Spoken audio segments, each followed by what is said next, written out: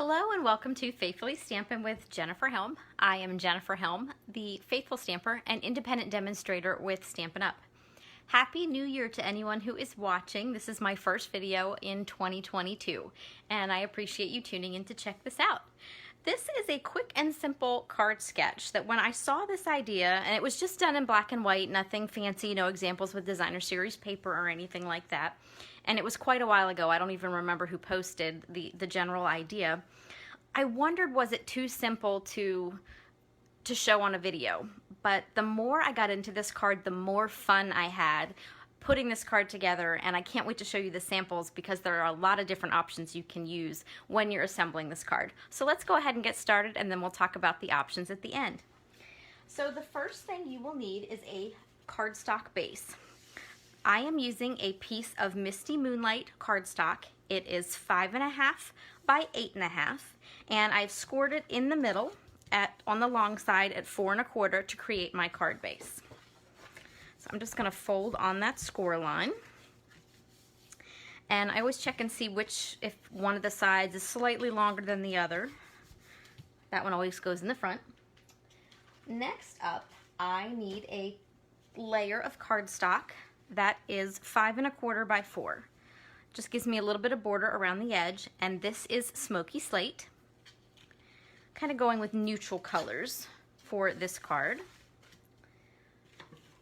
I'm gonna grab some adhesive. You don't need any fancy adhesives for this card, nothing super strong, just one that wants to behave itself. My adhesive every now and again waits till I'm live on camera and then acts persnickety. And today is the day. But as I was saying, you can use liquid glue, you can use your adhesive of choice. You don't need anything super strong for this particular card. Okay. Next up, a piece of designer series paper that is 2 inches wide by 4 inches tall. This we're going to glue to the front of the card, and you can experiment with where you'd like it. You can put it in the middle if you like. I tend to put it down, not quite on the edge, but a little more towards one edge, and you could use it towards the left or towards the right. Up to you.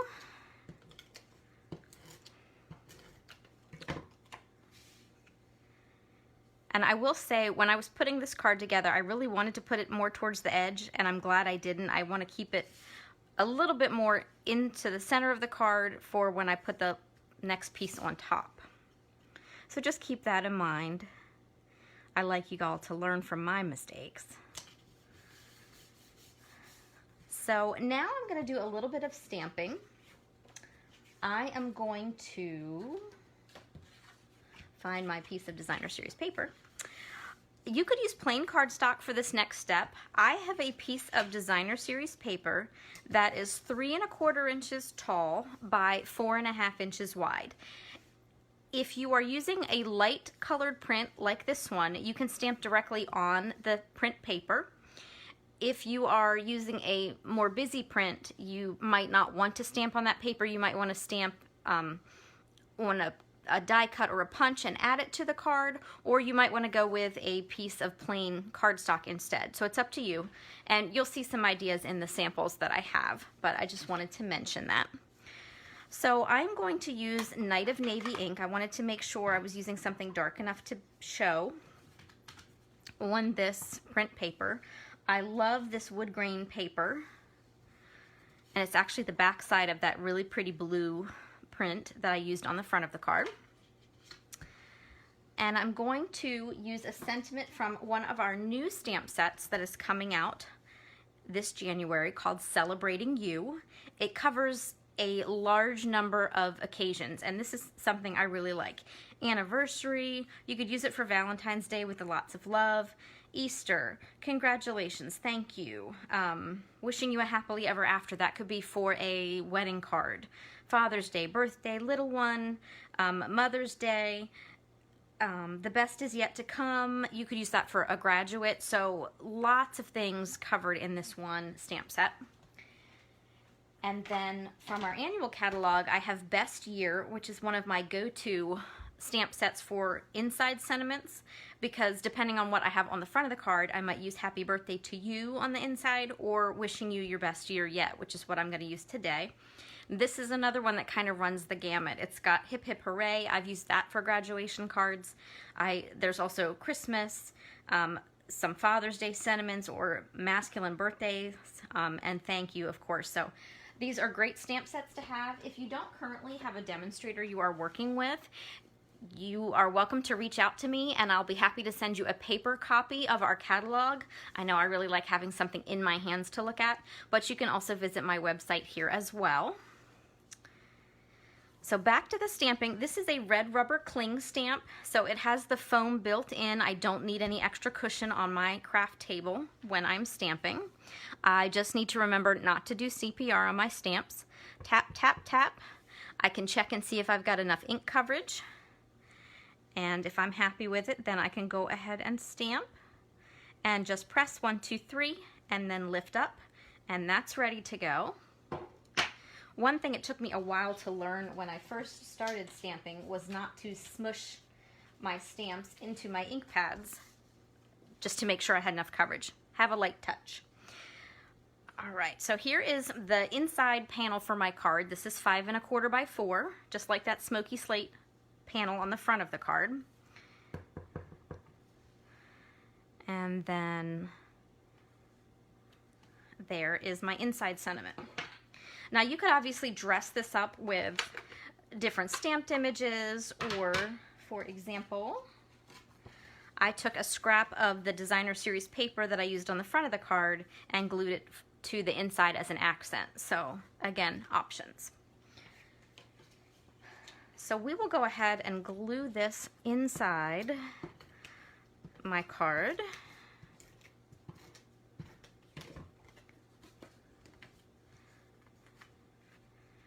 And then we're almost finished putting this together. Leave a little border around the inside. Next up, I'm going to put this on the front of the card. Now you can lay this flat on the card and just use your glue, or you can pop it with dimensionals, which I'm going to do. One tip though, if you are going to be using dimensionals, our little foam dots, you need more than you might typically think to put on your card. I know I am all about being frugal, and with a much smaller square or rectangle, I would just do one on each corner. However, if I did that with this piece of paper, number one, it's thinner than cardstock, so it's got more pliability to it, but it would sag in the middle, especially if it gets run through the mail. So I use a little bit more than I normally would if I was gluing a smaller square or rectangle. So just keep that in mind. Now I have seen some demonstrators, they would probably put 40 dimensionals on here. I can't do that. I'm a little too frugal for that, but make sure that you have enough that your paper is not going to sag on your project. All right, so now that I've got those dimensional backings peeled off, I'm just going to place this on the front of my card. You can hedge it one way or the other, or keep it kind of in the center, which is what I typically try to do, but sometimes it depends on where I actually put that strip of designer series paper back there. All right, so there's one more piece of paper that you need. This is a rectangle of cardstock that is 1 3/4 inches by 2 1/2. And what we're going to do with this piece of cardstock is cut it to form 2 triangles. This gives us a little accent that we can use on the card. You can also use designer series paper for this if you like, but you need to watch your prints because sometimes they can get a little tricky. But we're just going to cut that diagonally, corner to corner, to form 2 triangles. You only need 1 for your card, although you could experiment with 2. I didn't do that. But we're just going to take this and glue it on the card front. Now, I like to play around with it a little bit and see which way I want it to go.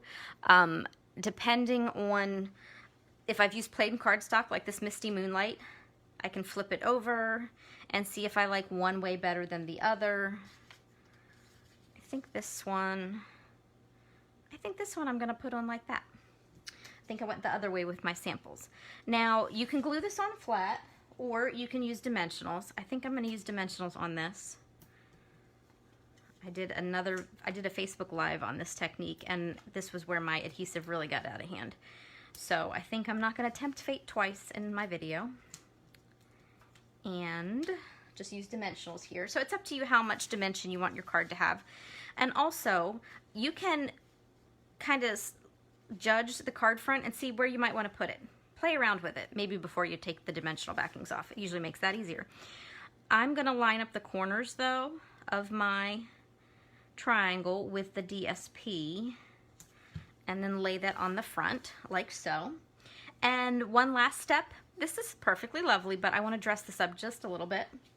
So I have some of our classic matte dots. These are great. They're wonderful neutrals. We have white, vanilla, basic gray, and black. So I'm going to use, I think, the white ones. I used some of the vanilla ones on one of the other cards, but let's see here. I think I'll use the white ones. And you could position them across the top, up near the top of this side of the triangle. I'm going to put a large one at the bottom and then put some of the smaller ones here. And you can see I'm using my Take Your Pick tool to position these embellishments. I used to use my fingers. Oop, did you see me just fling that? And this is one reason I use the Take Your Pick tool now, because I was getting them stuck to my fingers. They would fly across the room. I found a little resin heart stuck to my floor this morning because that went flying one time. But this tool is extremely handy. It's only $10. You have the piercing tool end. You have a spatula end. Sometimes I use that for lifting my embellishments. There is another attachment as well with a stylus tool. And then this end is a putty tip. So you can use that to help you position items on your cards as well. So very handy to have. All right, and just like that, our card is done. So I wanted to show you the differences here just really quick between the two cards and just how they look slightly different with the angle of that triangle and the positioning of the triangle. So don't forget your envelope. I actually decided for this one to pull out the wood grain of the DSP, and I embossed my envelope flap with a wood grain embossing folder, but you could stamp on it instead as well. Now, I'm all about options when I do card ideas. I don't like to be tied into one thing. I like to have something that I can maneuver around to fit whatever mood I might be in when I'm working on a card. And this next one is probably my favorite sample that I made, and I sort of stumbled across it by accident. I decided I wanted to play with more of an accent, maybe add a little die cut, but when I went to do the die cut, I realized it didn't fit, so I actually turned the card sideways and added the die cut and changed up where I put the triangle, and I'm absolutely delighted with this card. I think it's the prettiest thing. This is very much me and my color scheme. I like these blues and grays. So just here is a quick and simple one additional step, and turning the card sideways got me this beautiful card. So everything else is the same. And then here on the inside of the card and on the envelope, I have some stamped accents as well. Now, these next couple of samples are Valentine's Day samples, because that will be here before we know it, and I have to get a head start. So these I played more with cardstock, and the only designer series paper is this panel here. Now on this card, it's all flat cardstock. The only thing popped up are the hearts that I stamped and die cut out. I wanted to show you I embossed just the triangle on this one with our new gingham embossing folder. And then there's the inside. Now this card uses exactly the same color scheme, but I did something different. When I started, I left my Granny Apple Green triangle unembossed, so it's just plain. But I took my Bermuda Bay panel, I glued on my DSP, and I glued my strip on top instead of underneath like I did here. And then I ran that whole thing through my gingham embossing folder. Can you see the texture? Sometimes I think we forget that we can play around with our designer series paper and either stamp right on it, add some color with blending brushes, or even emboss it. So just a really fun way to change up a simple layout. Next up, a couple more Valentine's cards, and again, just to show you the differences in how you can position your triangle. You can let your designer series paper do the talking if you like, however you want to do it.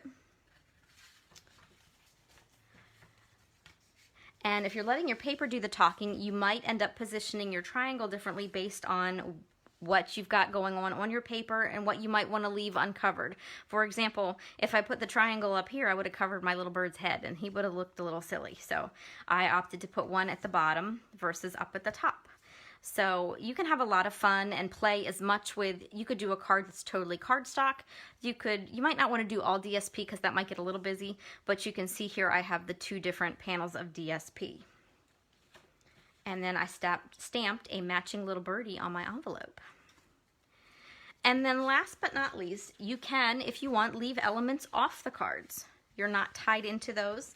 On this one here, I used DSP for my triangle, and this one gave me a little bit of trouble. I really didn't like how that came together, but I shifted it more towards the middle, and I left off the larger panel of cardstock or designer series paper like I was using on the rest of the cards. I left this piece off and just went with the background panel, the strip, and the triangle, and I changed up how I put my sentiment on the card.